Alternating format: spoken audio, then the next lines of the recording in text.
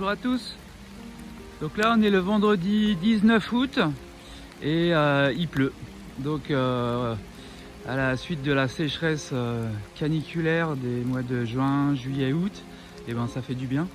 Les légumes ont un peu souffert quand même avec la sécheresse bien sûr, mais on va aller voir que malgré tout ils ont réussi à survivre et à même à bien à faire des belles récoltes, à faire des beaux fruits. On a eu beaucoup de récoltes de courgettes, énormément de récoltes de concombres. Les pommes de terre ont eu un rendement exceptionnel. Les courges, butternut sont en train de produire. Les butternuts, là, ils commencent à être mûrs à profusion. Et puis ensuite, il y a tous les autres légumes qui poussent bien. Les tomates, on les a attendus vraiment longtemps. C'est-à-dire qu'on a fait des tomates plein champ, évidemment. On n'a pas de serre-tunnel et du coup, on a commencé vraiment à avoir les premières tomates vers le 15 août. Nos clients nous demandaient souvent des tomates et on était désolés vraiment de ne pas pouvoir leur en donner. Mais bon, c'est comme ça. Malgré tout, on en a et ça nous fait plaisir. Donc je vais vous faire une petite vidéo sur l'état du potager, sur comment poussent les légumes, comment ils réagissent à la sécheresse, à la chaleur et puis comment ils résistent. Voilà. On va commencer avec les courgettes. Donc vous voyez que les courgettes sont encore bien vertes sur le dessus. Alors les feuilles ont commencé vraiment à s'avachir, on va les voir derrière d'ailleurs. Certains pieds ont vraiment eu les feuilles qui ont souffert. Par exemple celui-ci. Donc il y a les feuilles qui sont tombées, les fleurs qui ont arrêté de produire. Et puis sur les premières feuilles, on voit les premières traces d'oïdium. Donc cette petite poudre blanche qu'on voit sur le dessus, qu'on voit aussi en dessous. Et ça, l'oïdium, c'est un champignon, mais c'est normal. En fait, à partir du mois d'août, c'est normal que les premières feuilles de cucurbitacées commencent à attraper l'oïdium. Et ça veut dire que la fin de saison approche. Mais malgré tout, il y a des pieds qui ont bien résisté.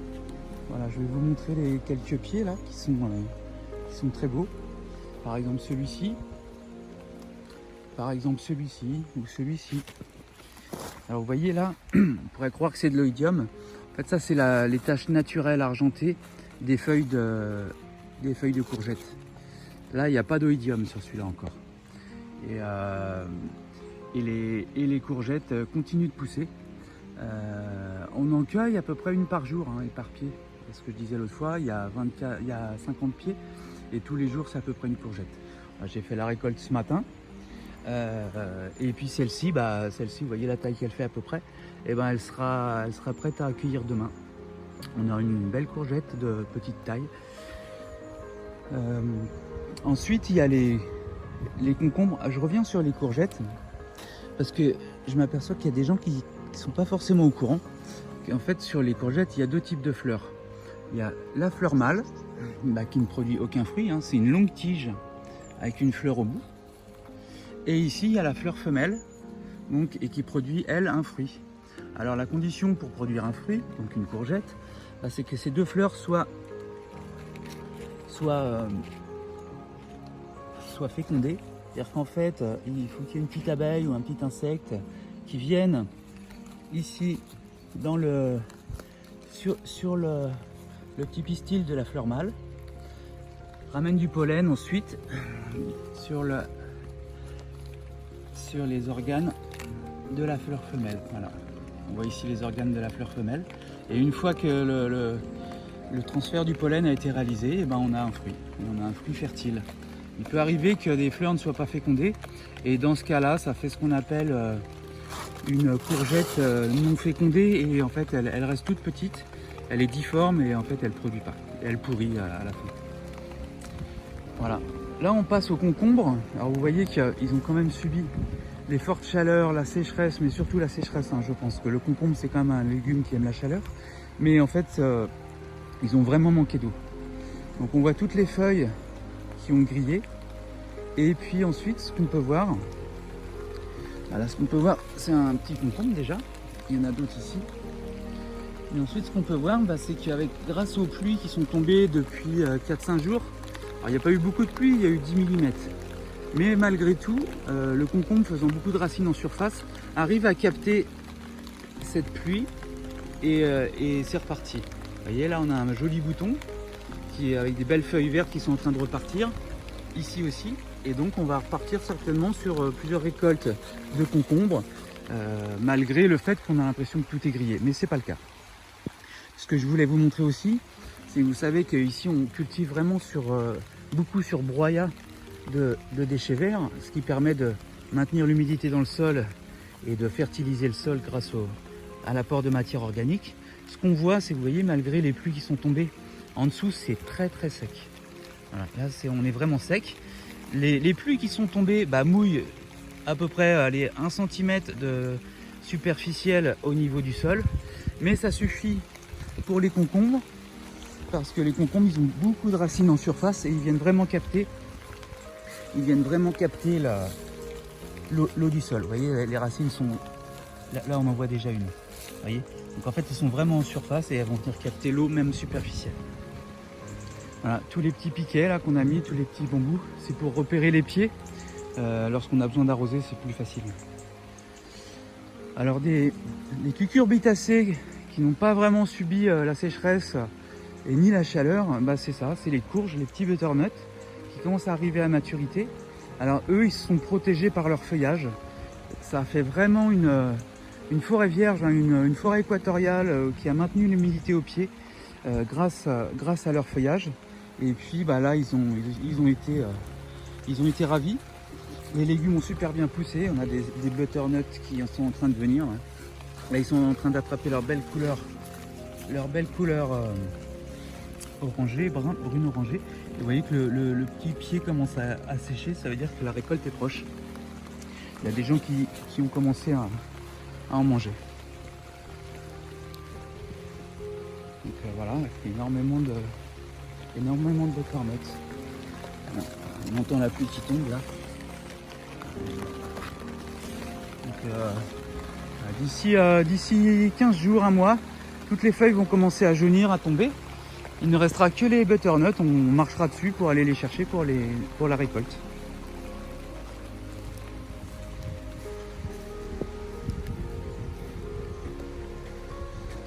Ensuite on arrive aux haricots verts. On avait fait un rang de haricots verts, c'était pour tester. On n'était pas sûr de la possibilité de cultiver cette année des haricots verts sur des buts de broyat, mais pas forcément bien décomposés encore. Et en fait ça a bien donné. On a eu à peu près un mois de récolte quand même. Puis là ça continue. Donc là on voit les haricots verts qui sont bons à ramasser.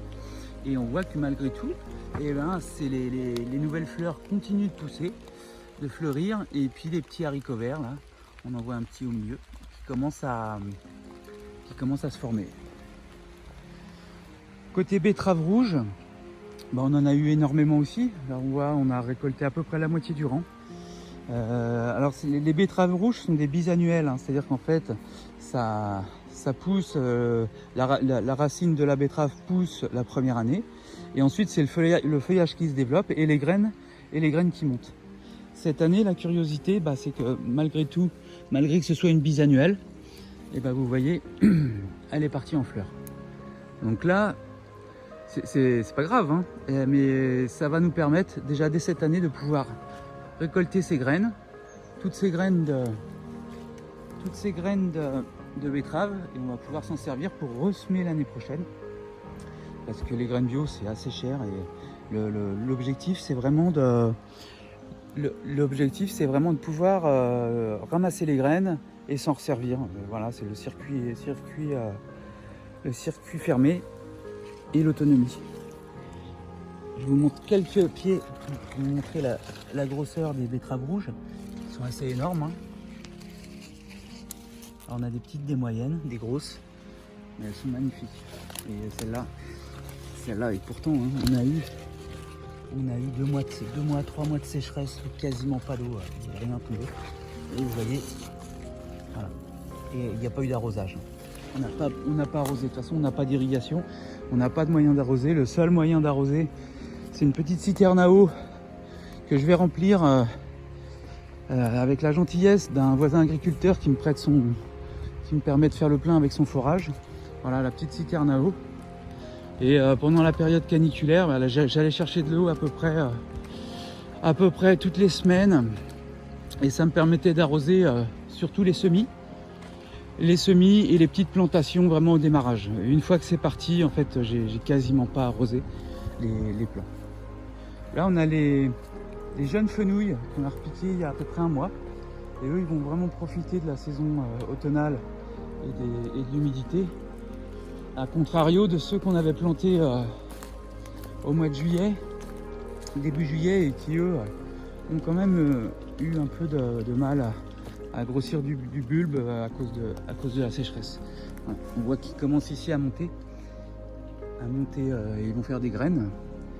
Et voilà, on va pouvoir finalement passer d'une récolte de fenouil à une autre à la suite.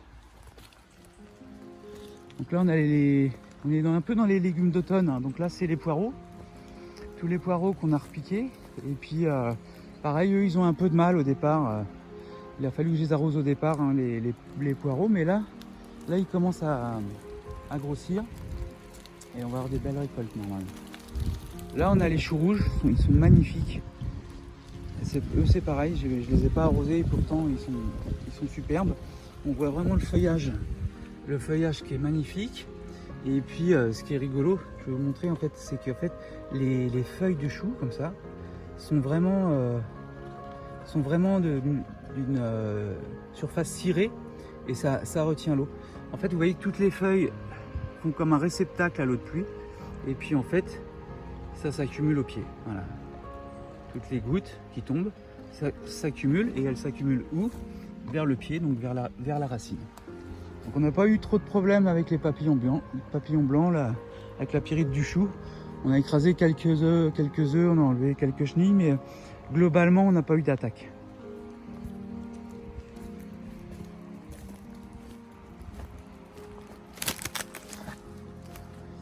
Ensuite on a les carottes. Carottes semées un peu tard, mais bon elles sont belles. Là, normalement on devrait avoir d'ici un mois à peu près les belles carottes qui commencent à grossir. Voilà. On voit qu'ici elle commence à grossir du pied. Je vais en enlever une pour éclaircir. Voilà. Vous voyez, là ça c'est des carottes que j'éclaircis parce qu'elles sont trop rapprochées. Et vous voyez, elles commencent à être belles. Ensuite, on a les haricots à rames. Alors qu'on a tutoré et ramé d'abord sur des treillis bambou, et puis ensuite du filet qu'on servait pour les animaux et puis qui a été abîmé par l'usure. Et puis on s'en est resservi, on a recyclé ça pour tutorer les haricots à rames. Et puis là, ça y est, ils sont en fleurs. Là, ils commencent à faire des belles fleurs. Là, on voit ici les beaux bouquets. Et puis les premiers haricots qui se forment. Voilà, on en voit un ici. Et puis des branches qui commencent vraiment à ramifier, c'est-à-dire des nouvelles branches qui repartent des nœuds. Et donc ça va se densifier et ça va produire normalement, là on a pour 1 mois et demi de récolte. Ça c'est des beaux haricots violets. Et bon, c'est facile à récolter sur les haricots à rames, c'est ça qui est pratique, on reste debout et puis on peut les ramasser à hauteur. On a semé également des petits haricots beurre. Voilà, ceux-là je les ai semés il y a à peu près 10 jours. Et puis là avec la pluie, ils sont beaux, ils commencent à bien pousser.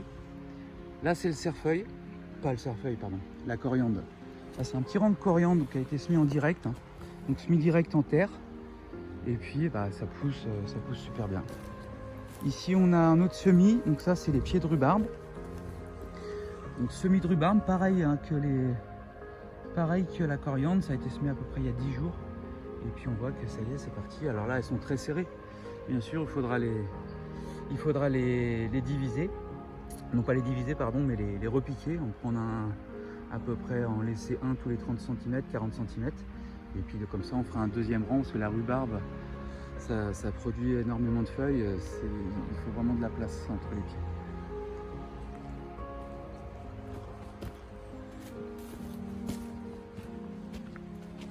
Là on a les petits arbres fruitiers, on a les pêchers qu'on a plantés cette année au mois de janvier. Et puis là, en fait, ils ont eu un peu de cloque au départ. Il a fallu qu'on enlève toutes les premières feuilles qui étaient cloquées. D'ailleurs, on les voit au pied, elles sont là. Et puis finalement, la cloque a disparu. Et puis, ils ont fait vraiment des beaux rameaux. Vous voyez que là, on a un rameau de l'année. Ça, c'est un rameau de l'année. Ça aussi. Donc, on attendra peut-être l'année prochaine ou dans 2 ans les premiers fruits. Donc encore des pêchers, on a des abricotiers, on a des poiriers, des pommiers, des pruniers, des cerisiers, on a un figuier, mûrier, il y a une belle diversité. Voilà, on passe aux tomates. Alors ici, voilà les premières tomates qui commencent à mûrir, donc ça c'est la variété Honeymoon, type rose de Berne.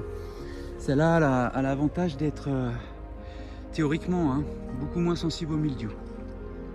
Donc là on n'a pas eu trop de problèmes avec le mildiou.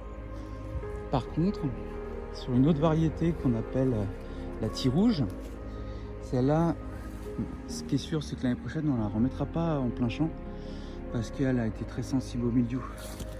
Voilà. Alors on le voit au pied ici. Là il y a une grosse attaque de mildiou sur la tige du pied, à la base du pied. On voit ici aussi, là c'est tout noir. On voit les feuilles qui commencent à être attaquées ici.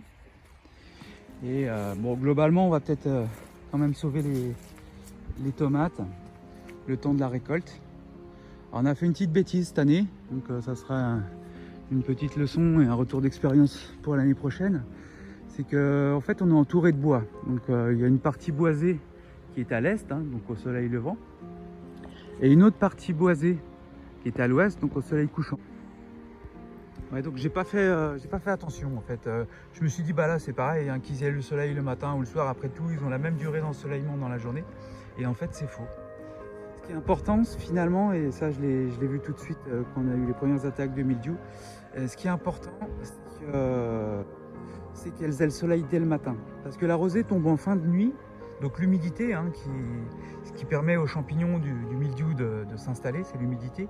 Et bien l'humidité, si elle est de trop longue durée, en fait c'est là que le mildiou attaque. Alors si on a la rosée qui tombe en fin de nuit, mais que le soleil arrive dès 6 h du matin, et que ça commence à sécher, le mildiou n'a pas le temps d'attaquer. Et là, la bêtise que j'ai fait, c'est que je l'ai mis côté est, et du coup en fait elles étaient à l'ombre jusqu'à quasiment 11 h du matin, même midi des fois, et on a eu une attaque de mildiou en fait début juillet. En fait après la première canicule on a eu une petite période de froid et de pluie, et la nuit c'est tombé à 8 degrés, et à 8 degrés la nuit plus l'humidité pendant 2-3 jours, ça a suffi au mildiou de s'installer. Ce qui nous a sauvés, c'est que 5 jours plus tard, il faisait 40 degrés, grand soleil, sécheresse, et ça a grillé. Ça a grillé le mildiou, il s'est arrêté de se propager, et ça a sauvé toutes ces tomates. Donc là, on a les petites tomates. Ça, c'est la variété Cookie. Ça, c'est la variété Cookie. Des petites tomates cerises, des petites tomates cocktail, qui sont excellentes. C'est vraiment un concentré de sucre et de goût de tomate. Elles sont extra. Et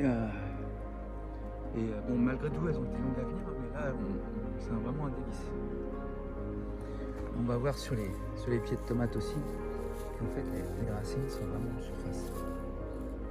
Les racines sont là. Donc, dès qu'ils tombent un peu d'eau, elles captent quand même. On arrive à capter. Donc, tutorage bambou et treillis soudé. Voilà. Alors, très peu de taille. J'ai pas beaucoup taillé. Taillé quand même un peu parce que sinon ça aurait fait vraiment des buissons, on passait plus entre. Mais pas tant que ça. Ensuite, on a quelques salades. On a semé, on n'était pas sûr non plus qu'elles réussissent, donc c'est pareil, on n'a pas mis beaucoup. Bon, fin août, là, je reçois 300 pieds de salade, donc on en aura pour l'automne. Et là, c'est les tournesols géants. Tournesols géants qu'on grandit énormément. Normalement, ils montent à 3-4 mètres. Là, On doit avoir des pointes ici à quasiment 3 mètres. Ils sont extra. Voilà. Là, celui-là il est arrivé à maturité. On voit que les premières graines ici commencent à tomber. Et ça va permettre de faire de la graine pour les prochaines et de nourrir les poules. Parce que en fait, c'est un aliment. Le tournesol a l'avantage de contenir beaucoup de protéines et de lipides. Et ça fait un aliment complémentaire au blé, au maïs, qui contiennent uniquement des glucides. Donc les poules en raffolent. Il faut les habituer un petit peu, mais après elles en raffolent. Voilà. Alors ici, la hauteur du pied C'est trop marrant, les enfants adorent, ils se prennent en photo au milieu des pieds.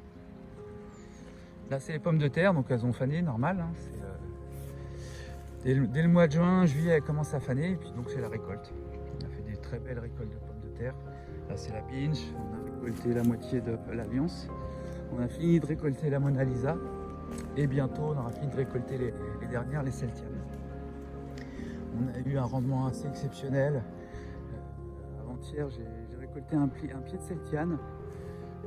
J'en ai récolté qu'un, j'ai directement été le peser parce que je ne revenais pas. Et en fait il y avait 3,1 kg sur un seul pied. Ce qui est énorme. En rendement moyen des pommes de terre, c'est à peu près entre 800 grammes et 1 kg. Donc 3 kg, plus de 3 kg sur un seul pied, on n'en revenait pas. Donc là, c'est les planches qui vont être prêtes pour recevoir les salades. On va passer un petit coup de râteau. Là, on a semé les choux chinois hier, juste avant la pluie. Voilà.